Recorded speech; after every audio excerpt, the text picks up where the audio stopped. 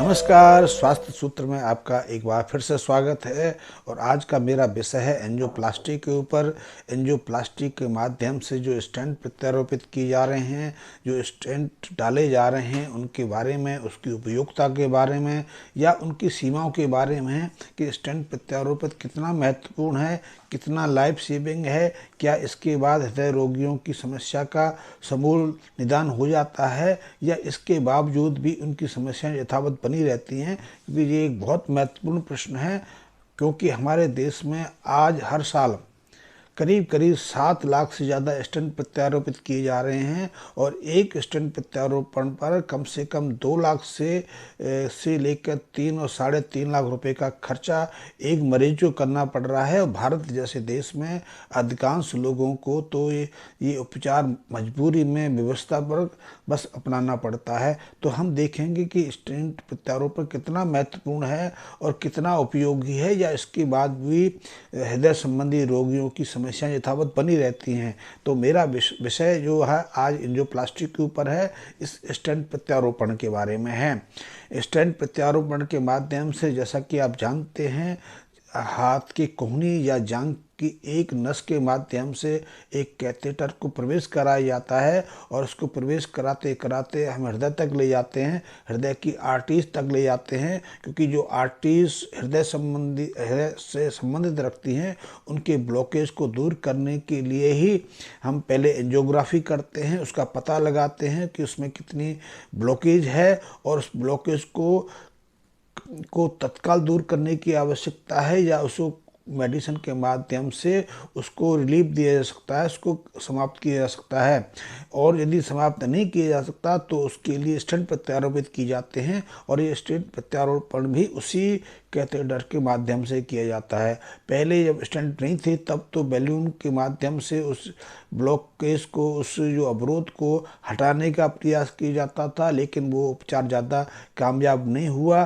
तो उसके बाद स्टेंट लेके गए। शुरू में तो ऑर्डिनरी स्टेंट आते थे, लेकिन उसकी कीमत भी 1-1.5 लाख रुपए के करीब होती थी। लेकिन स्टेंट प्रत्यारोपण के बावजूद भी हृदय संबंधी रोगों की समस्याएं यथावत रहती थी। उन्हें हार्ट अटैक का सामना करना पड़ता था, असमय उनकी मृत्यु हो जाती थी या उनका हार्ट काम करना बंद कर देता था। तो उस जो ऑर्डिनरी स्टेंट थे उसकी जगह कुछ कंपनियों ने मेडिकेटेड स्टेंट बनाना शुरू कर दिया। तो अब मेडिकेटेड स्टेंट प्रयोग किए जाते हैं, लेकिन समस्या यथावत है। क्योंकि हम जब स्टेंट किसी को डाल देते हैं या कोई रोगी अपने हृदय संबंधी उपचार के रूप में स्टेंट को डलवा लेता है तो हम उसको फॉलो नहीं करते, हम उसको देखते नहीं कि उससे उसको कितना फ़ायदा हुआ या उसकी ज़िंदगी उस स्टेंट के बाद कितने समय के लिए बढ़ी। क्योंकि अवरोध तो कई अन्य कारणों से भी पैदा होता है। कभी कभी यदि एक व्यक्ति मानसिक रूप से चिंतित है, परेशान है, उसके मन पर, उसके मस्तिष्क पर गहरा दबाव है, तो भी हृदय संबंधी जो नाड़ियाँ हैं, हृदय संबंधी जो रक्तवाहिनियाँ हैं, वो संकुचित हो जाती हैं और हृदय को रक्त की आपूर्ति घटा देती हैं। तब भी हृदय संबंधी यही स्थितियाँ उस समय भी प्रकट हो आती हैं और उस रोगी को उन्हीं समस्याओं का सामना करना पड़ता है, जैसा कि हृदय की आर्टरीज में ब्लॉकेज होने के बाद भी करना पड़ता है। तो ऐसे जब रोगी होते हैं, उनको जब अपने मानसिक संताप से, मानसिक चिंता से या मानसिक परेशानी से कुछ समय के लिए मुक्ति मिल जाती है तो वो सहज जीवन जीने लगते हैं, वो स्वस्थ हो जाते हैं। और यही समस्या जब हृदय संबंधी आर्टरीज में ब्लॉकेज के माध्यम से होती है तो उसको दवाओं से भी दूर किया जा सकता है। उसके लिए कई और उपचार भी हैं, लेकिन आजकल हमने एक फंडा पकड़ लिया है, क्योंकि ये बहुत बड़ा फील्ड है, बहुत बड़ा क्षेत्र है और इसमें असीमित संभावनाएं हमारे जो हृदय संबंधी विशेषज्ञ हैं, हृदय रोगों का उपचार करने वाले जो अस्पताल हैं, जो इंस्टीट्यूट है, देख रहे हैं। क्योंकि भारत में आज आप देखेंगे कि 25 करोड़ से ज़्यादा हृदय संबंधी रोगी हैं और इन रोगियों की स्थिति भी दिनों दिन गंभीर होती जा रही है। क्योंकि इन 25 करोड़ जो हृदय संबंधी रोगी हैं, उनमें से 1/3 रोगी ऐसे हैं जिनको कभी भी हार्ट अटैक आ सकता है, जिन्हें कभी भी गंभीर समस्याओं का सामना करना पड़ सकता है या जिन्हें कभी भी आपातकालीन चिकित्सा लेनी पड़ सकती है, किसी भी अस्पताल में भर्ती होना पड़ सकता है। तो ऐसे जो लोग हैं उन्हें अंततः या तो एंजियोप्लास्टी कराने के लिए मजबूर होना पड़ सकता है या स्टेंट डलवाना पड़ सकता है या फिर उन्हें बाईपास सर्जरी की मदद लेनी पड़ सकती है। तो ये बहुत बड़ा क्षेत्र है, आप समझ सकते हैं।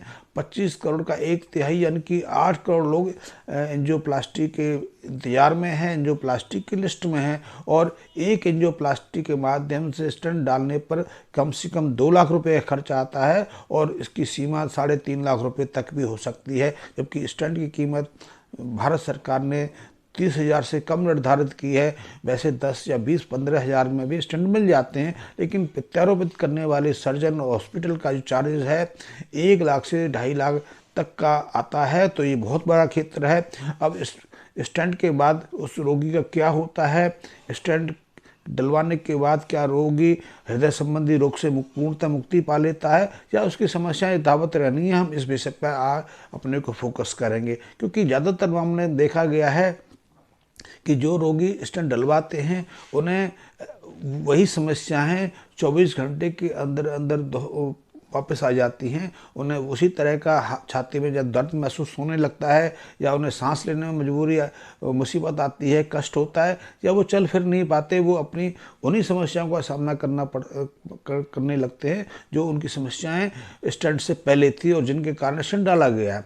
तो ऐसे रोगियों को तत्काल 24 घंटे के बाद दूसरा स्टेंट इम्प्लांट कराना पड़ता है, स्टेंट प्रत्यारोपित कराना पड़ सकता है। या फिर बहुत सारे रोगी ऐसे हैं जिन्हें 2-4 महीने के बाद उन्हीं समस्याओं का सामना करना पड़ता है और फिर उन्हें उन्हीं कार्डियोलॉजिस्ट से, उन्हीं हृदय संबंधी विशेषज्ञों से परामर्श लेकर स्टेंट को दोबारा से डलवाने के लिए विवश होना पड़ता है। लेकिन ज़्यादातर मामलों में देखा गया है कि जो लोग स्टेंट डलवा लेते हैं उन्हें 2 से 3 साल के बाद उन्हीं समस्याओं का सामना तो अब करना ही पड़ता है। बहुत कम रोगी ऐसे होते हैं जो स्टेंट डलवाने के बाद एक दीर्घ अवधि तक स्वस्थ जीवन जी पाते। स्वस्थ जीवन भी मैं गलत शब्द प्रयोग कर रहा हूँ कि स्वस्थ तो होता ही नहीं आदमी, क्योंकि या तो वो दवाइयों पर रहता है या विश्राम में रहता है, चलता फिरता है तो उसको सांस फूलती है, उसे कमजोरी आती है, वो सीढ़ियाँ नहीं चढ़ पाता है और उसको कई अन्य समस्याओं का भी सामना करना पड़ता है। तो उसको पूर्णतः स्वस्थ तो कह ही नहीं सकते, लेकिन फिर भी है, वो जीवित है, जिंदा है, स्वस्थ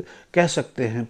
तो स्टेंट के मामले में अधिकांश मामलों में स्टेंट उतना ही जोखिमपूर्ण है जितना कि हम जो अनउपचारित रोगी हैं, जो बिना उपचार के जो हृदय रोगी रहते हैं। तो क्योंकि स्टेंट के बाद भी कभी भी हार्ट अटैक हो जाता है, क्योंकि ज़्यादातर मामले में ऐसा होता ही है। कुछ समय के बाद तो जो स्टेंट डलवाते हैं उनको उन्हीं समस्याओं का सामना करना पड़ता है जिनका कि उन्होंने स्टेंट से पहले सामना किया है। तो जो स्टेंट डलवाते हैं उनको हम ये नहीं कह सकते कि वो पूरी ज़िंदगी के लिए स्वस्थ हो गए, कि ज़िंदगी का निर्धारित नहीं रहता कि वो कितने दिन जिंदा रहेंगे। जैसे एक आदमी यदि मेडिसिन ले रहा है तो भी वो स्वस्थ रहता है। कभी कभी ऐसे जो रोगी हैं वो 15 से 20 साल, 25 साल भी जिंदा रहते हैं। कुछ रोगी हैं जो उपचार लेने के कुछ समय के बाद ही अपनी जीवन लीला समाप्त कर देते हैं, क्योंकि देखा गया है कि जो उपचारित रोगी हैं उन्हें ही हार्ट अटैक आता है। और हार्ट अटैक तो आजकल अस्पतालों में आता है। एक व्यक्ति सामान्य चेकअप के लिए अस्पताल जाता है तो वहाँ अस्पताल में भर्ती होने के बाद भी उससे स्टेंट हार्ट अटैक आ जाता है। या जो हार्ट अटैक के बाद उपचारित होते हैं वो दूसरा जो अटैक है अस्पताल में आता है, तो वो कोई निर्धारित नहीं है। हम स्टेंट डलवाने के बाद देखते हैं कि वो कितने दिन तक स्वस्थ रहता है।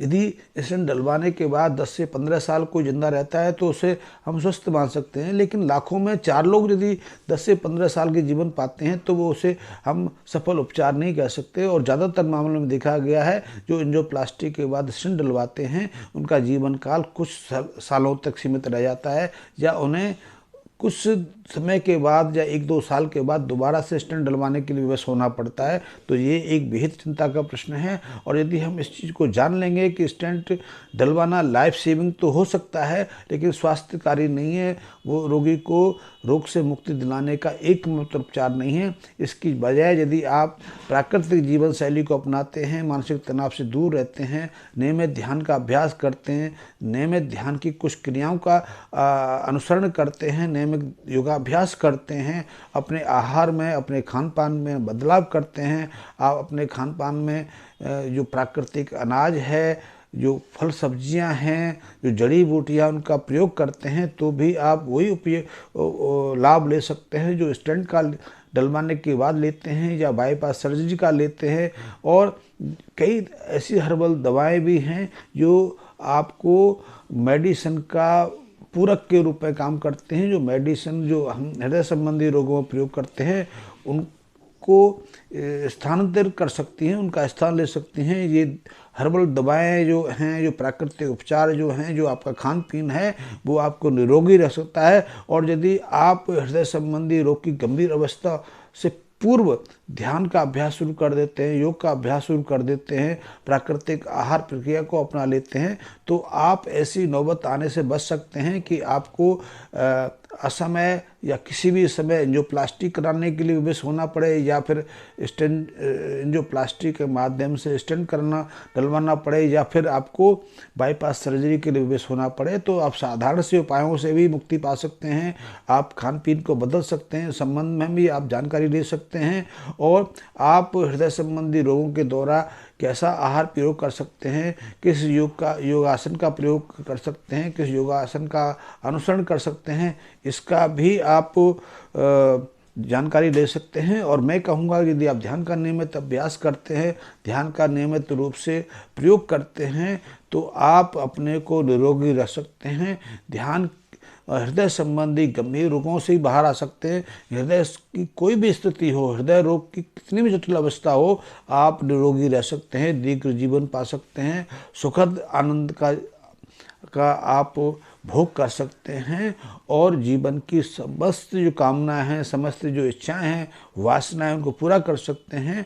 तो आप स्टैंड को अपने जीवन के लिए आप लाइफ सेविंग बिल्कुल मत माने, क्योंकि इस पर कई तरह के विरोधाभास हैं, और इससे पूरी जो मेडिकल जो कम्युनिटी है उसमें कई तरह की थ्योरीज हैं, कई तरह के जो हाइपोथेसिस हैं, और स्टेंट कोई अल्टीमेट उपचार नहीं है। आप उस उपचार को प्राकृतिक प्रक्रिया से भी माध्यम से प्राप्त कर सकते हैं, दवाओं के माध्यम से प्राप्त कर सकते हैं, हर्बल दवाओं के द्वारा भी उसे दूर कर सकते हैं। तो ये मैंने एक छोटा सा वीडियो आपको एंजियोप्लास्टी के ऊपर दिया है। आपको रुचिकर लगा हो तो उसको लाइक अवश्य करें, और यदि आज अभी तक आपने मेरे वीडियो को या वीडियो चैनल को लाइक नहीं किया है, सब्सक्राइब नहीं किया है, तो उसको सब्सक्राइब अवश्य कर लें। और यदि आपको कोई अतिरिक्त जानकारी लेनी है तो आप मेरे मैसेज बॉक्स में कमेंट कर सकते हैं। धन्यवाद।